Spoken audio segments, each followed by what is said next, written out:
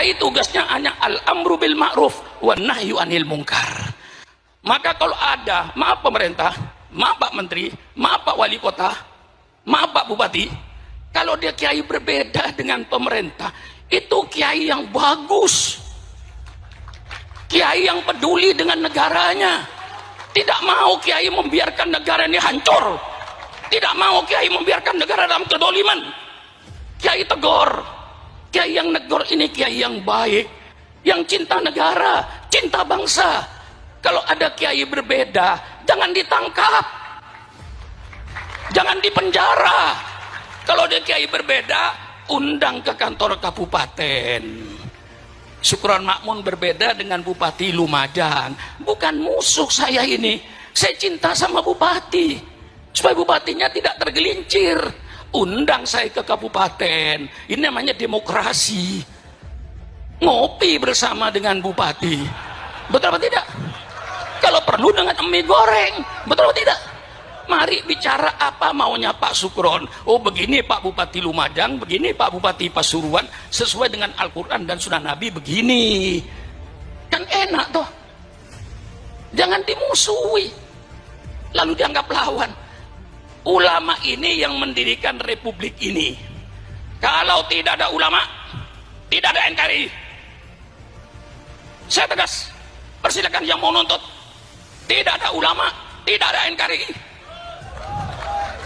Saya berikan fakta. Karena yang sekarang jadi pemimpin ini orang yang tidak baca sejarah barangkali.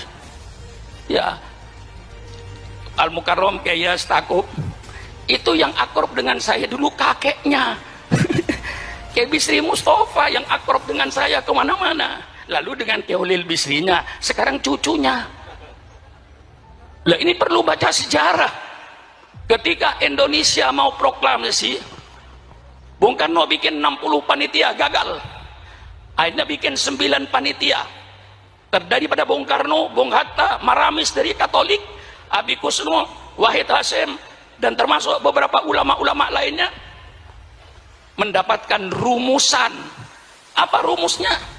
Negara Republik Indonesia berdasarkan ketuhanan dengan kewajiban menjalankan syariat Islam bagi pemeluk-pemeluknya. Di luar Islam tidak usah menjalankan syariat Islam bagi. Ini yang disebut Piagam Jakarta. Dengan mendapatkan satu format yang jelas, negara Republik Indonesia berdasarkan ketuhanan dengan kewajiban menjalankan syariat Islam bagi pemeluknya. Maka Bung Karno diminta untuk segera proklamasi tanggal 17 Agustus jam 10 pagi. Proklamasi, kami bangsa Indonesia dengan ini menyatakan kemerdekaan Indonesia. Hal-hal yang mengenai pembinaan kekuasaan dan lain-lain akan dilaksanakan dengan cara saksama dalam tempo yang sesingkat-singkatnya. Masa kiai sudah apa? Kiai sudah berproklamasi begini kok masih dicurigai? Radikal. Apa-apaan itu? Nggak ada itu. Kiai radikal tidak ada. Kalau kiai amar ma'ruf nahi mungkar kiai ada. Betul kan? Kita ini cuma menawarkan konsep. Kita ingin melaksanakan peradaban Islam yang berdasarkan Quran dan hadis. Ini yang kita inginkan. Karena banyak peradaban yang berdasarkan hawa nafsu. Seperti night club, dansa, joget, telanjang. Itu peradaban, tapi dasarnya nafsu. Kami ingin bentuk suatu peradaban, suatu bangsa berperadaban yang berdasarkan Quran dan Sunnah Nabi. Ini kami mau tonjolkan. Walladzi arsala rasulahu bil huda wa dinil haq liyudhhirahu 'alad dini kullih. Dialah Allah yang mengutus utusannya dengan petunjuk dan agama yang benar. Untuk apa itu, Kiai? Liyudhhirahu, untuk diperlihatkan kepada bangsa Indonesia ini syariat Islam. Anda mau pakai persilakan, Anda tidak mau pakai persilakan. Wa ma alaina illal balaul mubin. Inilah syariat Islam. Kiai harus berani menampakkan ini syariat Islam. Bagaimana syariat Islam dalam berkeluarga, bagaimana syariat Islam dalam bermasyarakat, bagaimana syariat Islam dalam ekonomi, bagaimana syariat Islam dalam politik. Semua Islam ada. Jangan dikira tidak ada. Yang sekarang pada kiai pada takut bicara politik. Kiai, Yang melarang politik itu dulu Belanda, karena Belanda ingin menjajah Indonesia. Kiai dilarang baca politik, tidak boleh bicara politik di masjid, di majelis taklim dan lain-lainnya. Itu yang melarang bicara politik Belanda. Kalau sekarang masih ada orang yang melarang kiai bicara politik, itu berarti sisa-sisa Belanda. Jelaskan? Jelaskan? Itu sisa-sisa Belanda itu. Persilakan. Kalau kiai sayang negara, kalau kiai cinta sama NKRI, saatnya kiai bicara politik. Politik Al-Quran, politik sunnah Rasulullah, bukan politik kebohongan, bukan pencitraan, tapi kejujuran politik yang diminta itu. Betul apa tidak? Persilakan kiai bicara politik. Politik Al-Quran, bicara politik, politik sunnah Rasulullah. Yang kayak tadi itu, Pak Bupati dan Pak Menteri, itu semuanya dalam Islam ada. Jangan mempersulit urusan rakyat. Hadis, man waliya min amri ummati fasyaqqa alaihim fashquq alaih. Barang siapa yang memegang pimpinan urusan umatku, dia mempersulit urusan umatku, maka dia nanti akan dipersulit oleh Allah di padang mahsyar. Maka ketua RT, ketua RW, lurah, camat, bupati, wali kota, gubernur, presiden, menteri, jangan mempersulit urusan rakyat. Kalau bisa dipermudah, kalau bisa dipermudah, mengapa dipersulit? Jangan sebaliknya. Kalau bisa dipersulit, mengapa dipermudah? Iblis. Nah ini, betul? Betul ya Pak? Kalau bisa dipersulit, kalau bisa dipermudah, mengapa dipersulit? Man waliya min amri ummatih fasaqwal fasquq alaih. Man yasta'illahu ru'yatan yamutu yauma yamutu. Wa wasul li ru'yatihi haramallahu alaihil jannah. Ini hadis politik. Ayo bicara dengan orang-orang politik. Saya undang ke rumah, ayo bicara politik dengan Syukuran Makmun. Ini hadis politik. Barang siapa yang Allah jadikan pemimpin, kemudian dia mati, ketika mati kayak bah, sedang menipu rakyatnya, pemimpin seperti itu haram masuk surga. Haram masuk surga. Doakan pemimpin-pemimpin yang belum memenuhi janjinya ketika kampanye, mudah-mudahan dipanjangkan umur. Betul apa tidak? Hei, pemimpin-pemimpin yang kau belum melaksanakan janji-janjinya ketika kampanye, tolong ya Allah jangan dimatikan dulu. Kalau nanti dia sudah memenuhi janjinya, mau mati, matilah kau.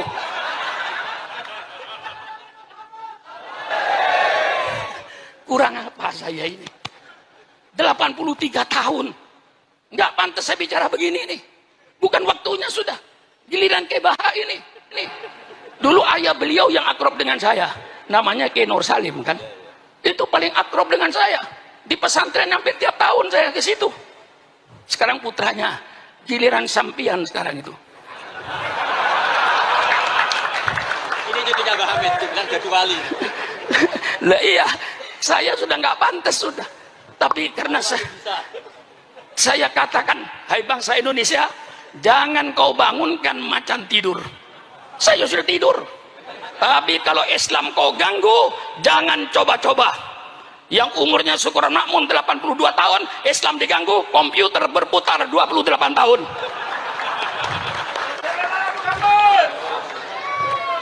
Betul? Betul. Nah, kalau saudara ingin tahu, pemerintah, terus terang aja, Syukuran Makmun, ketua RT, ketua RW, lurah, camat, sampai bupati, sampai presiden, semua yang ada ini tidak ikut berjasa dalam NKRI itu. Yang berjasa dalam NKRI itu siapa? Yang di kuburan itu. Kita cuma pandai makan jasa. Bapak Haji saya pandai makan jasa. Jangan hanya pandai makan jasa, tapi kau harus pandai pula berjasa. Orang yang hanya pandai makan jasa tapi tidak mau berjasa, itulah orang-orang yang hanya pandai berjoget di atas kuburan orang lain. Jangan kau berjoget di atas kuburan orang lain. Betul atau tidak? Mari kita berjasa. Sudah pemilihan umum, biayanya mahal, 100 triliun lebih, dipilih oleh rakyat, digaji oleh rakyat, gajinya 60 juta ke atas. Kok yo tego? Sudah gajinya gede kok Yotego masih nyolong duit rakyat. Itu kemana perasaannya? Sudah tidak ikut berjasa. Yang berjasa pahlawan itu. Maka kalau pemerintah ingin tahu kontribusi umat Islam terhadap NKRI, saya katakan pemerintah, kalau pemerintah ingin tahu tentang bantuan umat Islam terhadap NKRI, tolong pemerintah adakan sensus kuburan. Loh, betul kan? Sensus kuburan. Tiap kabupaten ada Taman Pahlawan kan? Pasuruan ada, Probolinggo ada, Sidoarjo ada, Mojokerto ada, Taman Pahlawan. Tolong pemerintah masuk Taman Pahlawan itu. Sensus, siapa nama, agama apa, siapa nama, agama apa, siapa nama, agama apa, siapa nama, agama apa. 99% darahnya umat Islam untuk NKRI. Jerit saya ini supaya paham semuanya itu. Sakit saya ini. Maka walaupun sakit-sakit, nggak bisa jalan, masih saya paksa. Soalnya Kiai Idris ketemu saya di kuburan Kiai Hamid. Ketika saya takziah ke kuburan, tolong Kiai, nanti maulid, kalau bisa datang usahakan iya. Nah, ya sudah, saya sudah mau berhenti juga.